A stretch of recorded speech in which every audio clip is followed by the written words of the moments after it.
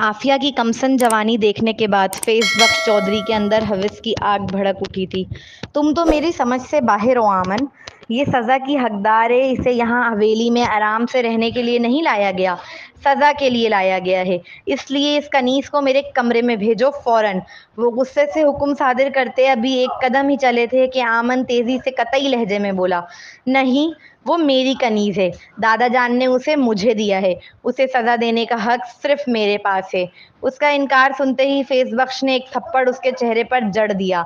वो हवेली का पहला लड़का था जिसने अभी तक अपनी कनीज़ के जिस्म को नहीं नोचा था। नोचना तो बहुत दूर की बात, देखता तक नहीं था। यही सबब था कि आफिया उसकी मौजूदगी में भी पुरसुकून रहती थी। बिस्मिल्लाहिर्रहमानिर्रहीम। अस्सलामु अलैकुम। Welcome to our channel novels by Husn Kamal. मैं हूं आपकी होस्ट लाइबा सुमेर। कैसे हैं लिसनर आप सब? उम्मीद है कि आप सब खैरियत से होंगे, मज़े में होंगे, एंजॉय कर रहे होंगे चैनल पे मौजूद नॉवेल्स को। तो आज मैं आप लोगों के लिए लेकर आई हूँ हुस्न कमल का नॉवल, जो कि इस टाइम पे आप लोगों का फेवरेट नॉवल है, वफ़ाई यार की एपिसोड नंबर 9 लेकर। हुस्न कमल के पिछले नॉवल भी आप लोगों के फेवरेट रह चुके हैं, लेकिन इस वक्त की डिमांड इस नॉवल पर है, तो मतलब इसकी किस्त चाहिए ना आप लोगों को। तो चलिए हम शुरू करते हैं। वो उठी तो खुद को अपने कमरे में सोता पाया। मैं यहाँ कैसे? बीबी जी आप उठ गईं। पास खड़ी मुलाजमा ने नज़रें झुकाए इस्तफसार किया। नहीं, अभी कहाँ उठी हूँ, ये तो मेरा जिस्म थक गया था लेटे लेटे, इसलिए उठकर बैठ गया है। वो तंजिया मुस्कुराहट चेहरे पर सजाए बड़े मीठे अंदाज में जवाबदा हुई। जी? वो उलझ कर। जाहिर सी बात है, जब उठकर बैठी हूँ तो उठ ही गई होंगी ना। अजीब फालतू के सवाल। अब बोलो क्या काम है? वो मुंह बसोर कर बोली, साथ साथ इस मुलाजिमा के सर पर खड़े होने की वजह भी दरियाफ्त की। बड़ी बेगम ने आपको बुलाया है, उन्हें आपसे कोई ज़रूरी बात करनी है। सर झुकाए तहज़ीब से पैगाम दिया। क्यों? उनके खुद के पाँव में मेहंदी लगी है? एक आईब्रो उचकाकर तीखे लहजे में तंजिया पूछा। नहीं जी। मुलाजिमा फ़ौरन नफ़ी करने लगी। नहीं लगी ना, तो उनसे कहो खुद आ जाएं। कुआं प्यासे के पास नहीं जाता, प्यासा कुएं के पास आता है। वो कड़वे तेवर से कहती वापस लेट गई। अब खड़ी क्या हो, जाओ बीबी। शाहीन बेगम किसी को बुलाएं और वो आने से इनकार कर दें, ऐसा तो पहले कभी ना हुआ था इस हवेली में। वो मुलाजमा इसी पसोपेश में थी, खड़ी थी कि किस मुंह से शाहीन बेगम से कहेगी कि इनकी पोती ने ना सिर्फ आने से इनकार कर दिया,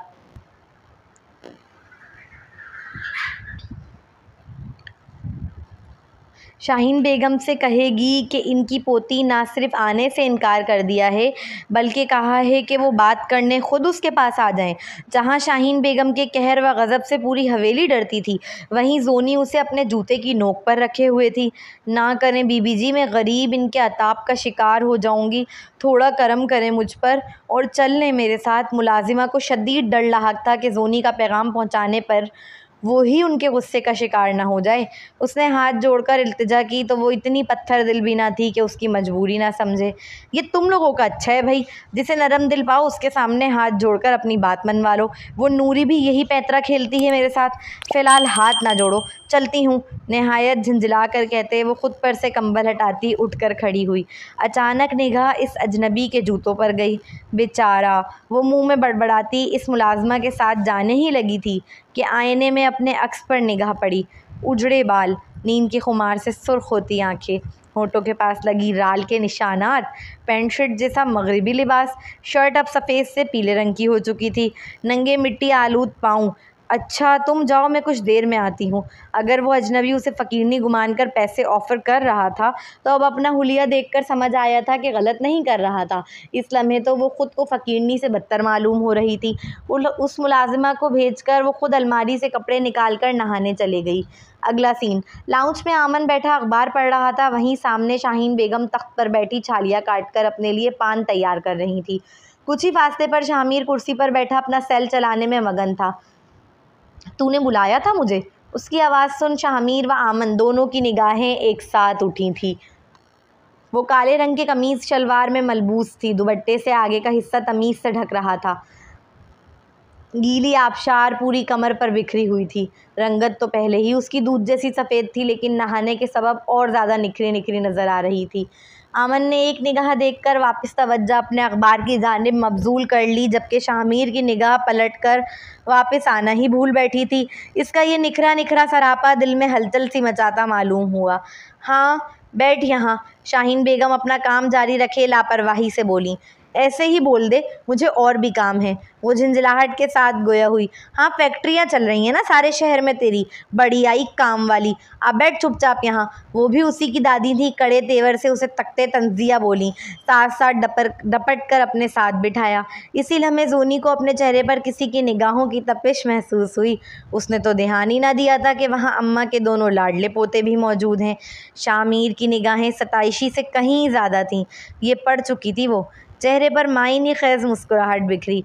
वो हसीन नौजवान तो अभी तक इस लड़की के सहर में जकड़ा हुआ था। तस्वीर खींच कर दे दूँ? उसने तो अम्मा का भी लिहाज न रखा। होठों पर प्लेफुल मुस्कुराहट सजाए मुकाबिल को सबके सामने टोका। उसके टोकते ही आमन ने अखबार हल्का सा नीचे करके सामने बैठे शामिर पर निगाह डाली, जो इस लम्हे बौखलाया हुआ नज़र आ रहा था, जैसे कोई चोरी करते पकड़ा गया हो। वो फिर एक लम्हा भी वहाँ ना रुका, तेज़ी से उठकर अंदर चल दिया। आमन ने फिर अखबार पढ़ना शुरू कर दिया। उसका खूबसूरत चांद सा चेहरा अखबार में छुपा हुआ था। मेरे पोते को भगाकर सुकून मिल गया तुझे? बैठने ना दियो इन्हें सुकून से, करमजली कहीं की। शाहीन बेगम मुंह बसोरते हुए बोली। हाँ तो दीदे फाड़ फाड़ कर देख रहा था मुझे। मैंने तो अच्छी नीयत से ही पूछा था कि तस्वीर दे दूं, आराम से देखता रहेगा। इसमें बुरा मानने वाली क्या बात थी? आखिरी जुमला खासा मासूमियत से आंखें टमटमाते हुए अदा किया। हाय कुर्बान जाऊं तेरी इस मासूमियत पर। बड़ी आई चलाको मोसी कहीं की। मेरे पोते तो खुद चांद का टुकड़ा है तीनों। भला वो तुझ जैसी धान पान को क्यों देखने लगे? तू ही मटक्को बन बन कर यूं जुल्फे बिखेर कर अपने जोबन दिखा रही है। आप जानकर सब जानती हूँ मैं। मर्द है आखिर, नज़र तो फिसलेगी अगर तू खुद दावत देगी। ये बाल धूप में सफ़ेद नहीं किए मैंने। वो पान मुंह में डालते कड़े तेवरों के साथ उसे तकते हुए बोली, तो वो मुस्कुरा दी। शाहीन बेगम को उसकी मुस्कुराहट बहुत पुरस्रार लगी। एक लम्हे जैसे वो डरी हों उस मुस्कुराहट से। तूने ये बात करने के लिए बुलाया है मुझे? मुंह बसोर कर पूछा।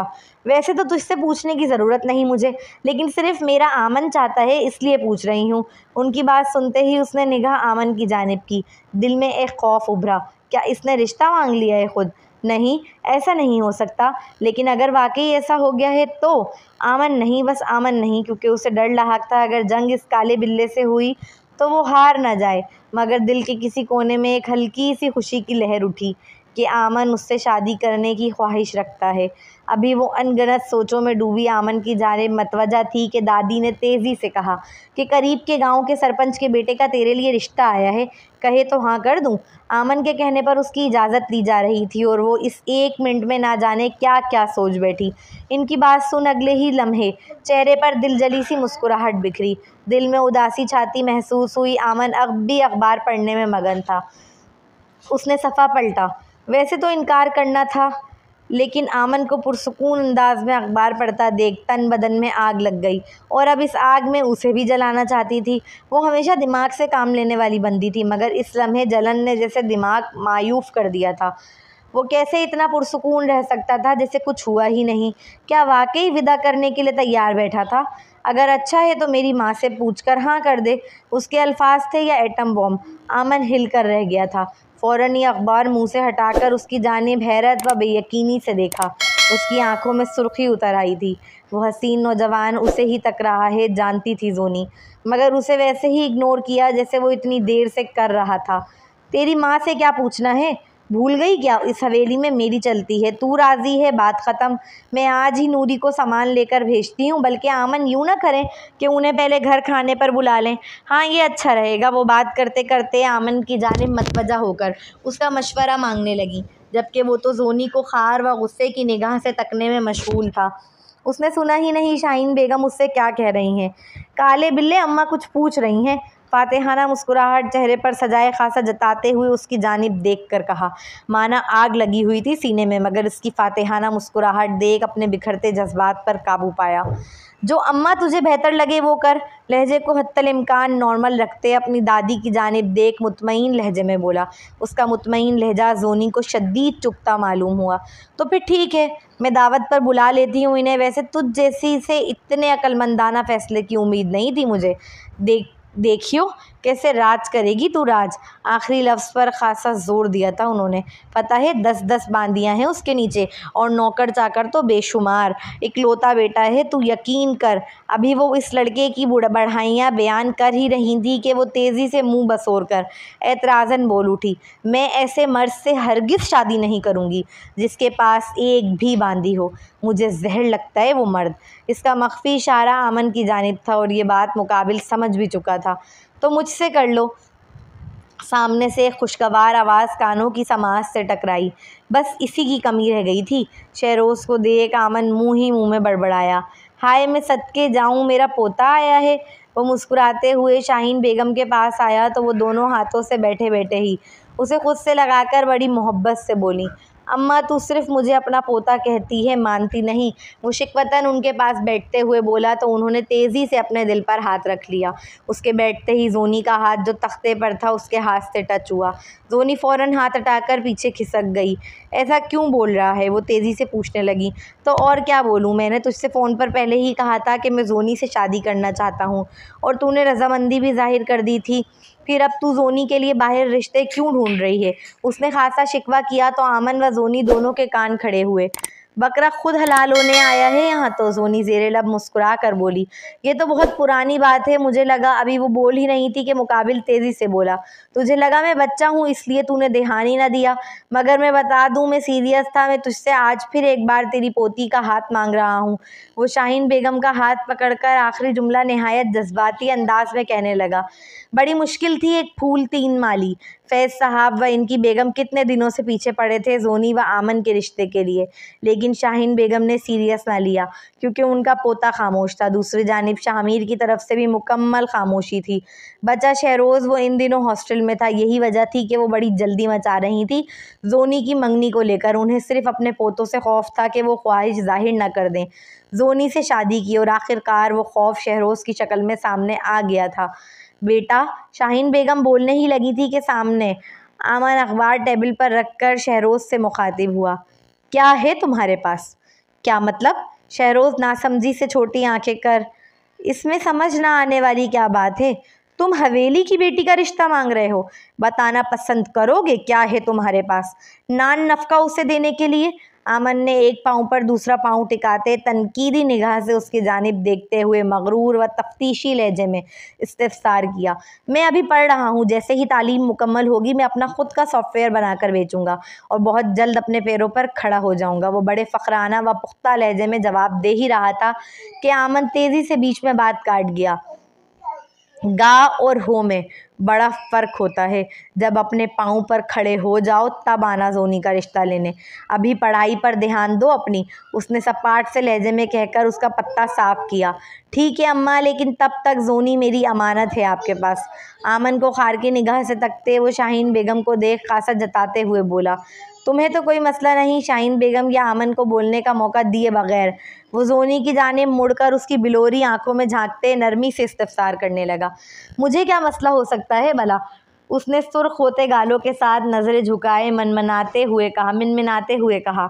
वो अलग बात है, कनखियों से वो आमन का चेहरा देख रही थी जो इस लम्हे गुस्से की शिद्दत के सबब धुआं धुआं हो रहा था। अम्मा, जोनी मेरी अमानत है आज से इस हवेली में, और मैं चाहता हूँ तू चाचा से मेरे रिश्ते की बात करके रख ताकि पढ़ाई मुकम्मल करते ही बगैर किसी ताख़ीर व खलल के हमारा निकाह हो जाए।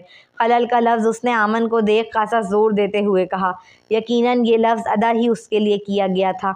शाहीन बेगम अपने पोते के सामने बुरी नहीं बनना चाहती थी, इसलिए इस लम्हे खामोशी को तरजीह दी। हाय अल्लाह, मुझे तो शर्म आ रही है।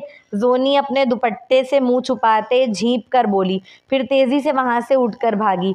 उसका अमल आमन के सीने पर सांप लौटा गया था। वो लड़की कोई मौका हाथ से जाने नहीं देती थी उसे तपाने का।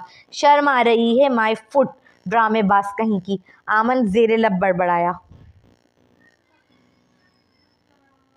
अगला सीन, वो क्लासरूम में दाखिल हुई तो न जाने कितनों की निगाह का मरकज़ बन गई। सादा लाइट नीले रंग की फ़्रॉक व चूड़ीदार पजामे व दुपट्टे को तमीज़ से सर पर ओढ़े वो लड़की किसी हूर से कम मालूम नहीं हो रही थी।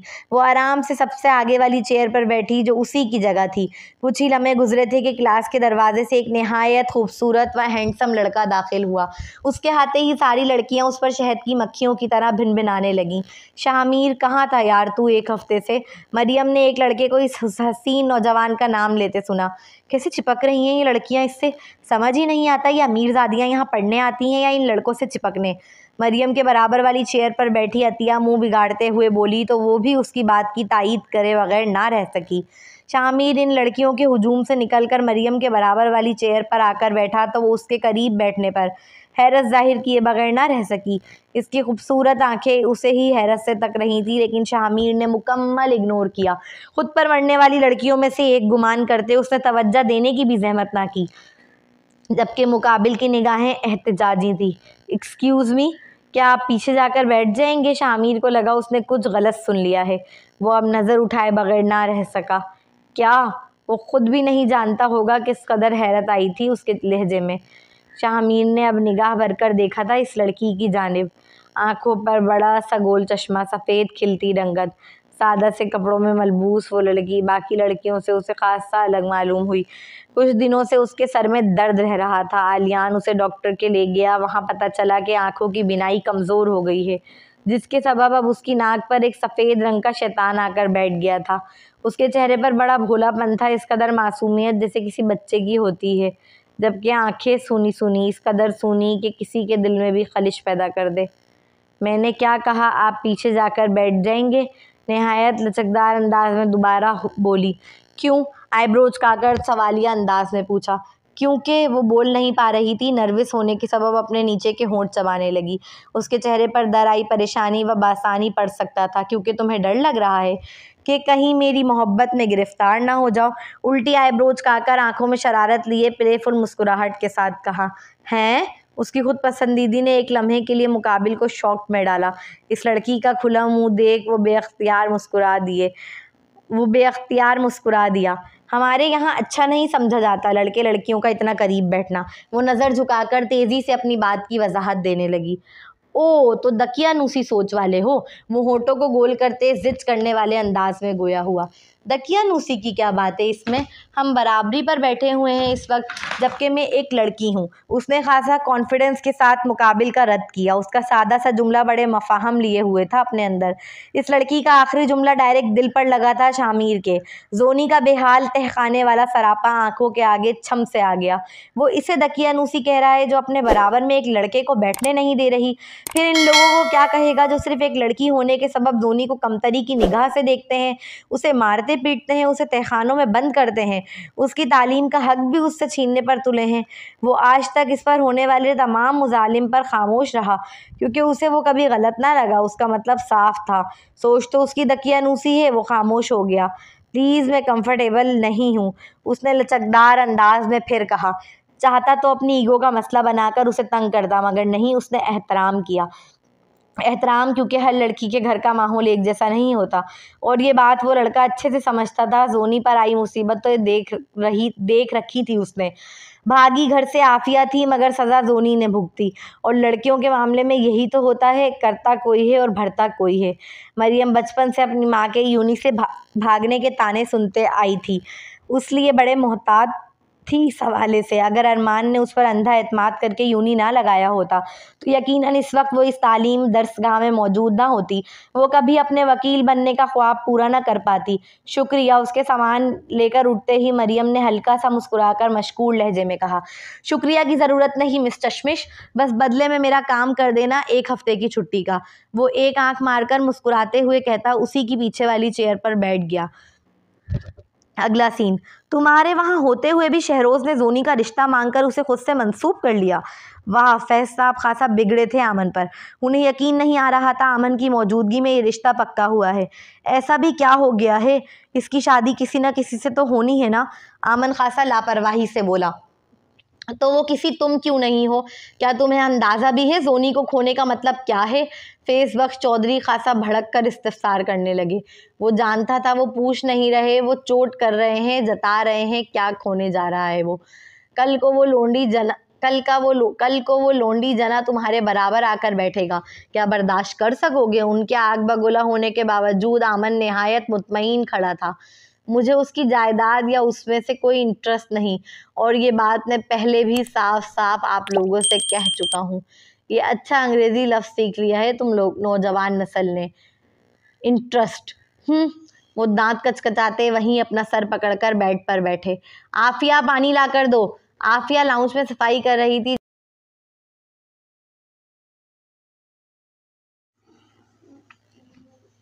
मुझे नहीं, उसने आंखों से अपने वालिद की जानिब इशारा किया। वो फ़ौरन ही असबात में सर हिलाती गिलास लेकर फेस बख्श के आगे हल्का सा झुकी। इस लम्हे फेस बख्श की नज़रें आफिया के भोले चेहरे पर गईं।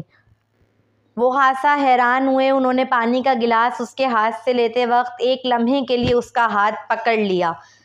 उनके हाथों के हविस भरे लम्स पर वो करंट खाकर पीछे हटी थी। तुम जाओ, गार्डन में पानी डाल कर आओ। ऐसा नहीं, उसने नहीं देखा था वहाँ एक लम्हे में क्या हुआ, मगर देख कर भी नज़र चुरा गया। उसने आफिया को पहली बार अपने गार्डन में भेजा। वो सिर्फ उसे अपने बाप की नज़रों से दूर कर रहा था। आफिया भी फ़ौरन ही इस बात में सर हिलाकर चल दी। उसके चेहरे पर ये कंवारेपन की मासूमियत कैसे! उसकी निगाहें किस कदर इनकी निगाहें किस कदर तेज़ हैं, ख़ास तौर पर एक लड़की के मामले में। इस बात का अंदाज़ा आमन को आज हुआ था। हमारे यहाँ कहते हैं, जिस मर्द को औरत को देखकर कुछ ना हो, उसे चाहिए कि अपना डॉक्टर से चेकअप करवाए। मुखासा जताते हुए मफाहिमाना अंदाज में बोले तो आमन की आंखें सुर्ख हुईं। उसने कोई जवाब ना दिया, जबकि कानों में चीखें गूंजती सुनाई दे रही थी। वो भूला नहीं था आज तक। मुझे तो समझ ही नहीं आ रहा है कैसे मर्द हो तुम, मर्द हो भी या नहीं। आमन की खामोशी उन्हें यकीन दिला गई थी कि उनका अंदाज़ा बिल्कुल ठीक है। और अंदाज़ा कैसे ठीक ना होता, घाट घाट का पानी जो पी रखा था उस आदमी ने। आफिया के चेहरे पर दूर दूर तक कोई तकलीफ़ के आसार थे ही नहीं, ना ही हाथ व चेहरे पर कोई ज़ख़म, वरना कनीज़ों के जिस्म व चेहरे पर सिगरेट के जले के निशानात होते हैं, या मार पीट के जो उनके साथ ज़बरदस्ती करते वक्त दिए जाते हैं। आमन इस कनीज़ को वो तकलीफ़ दे ही नहीं रहा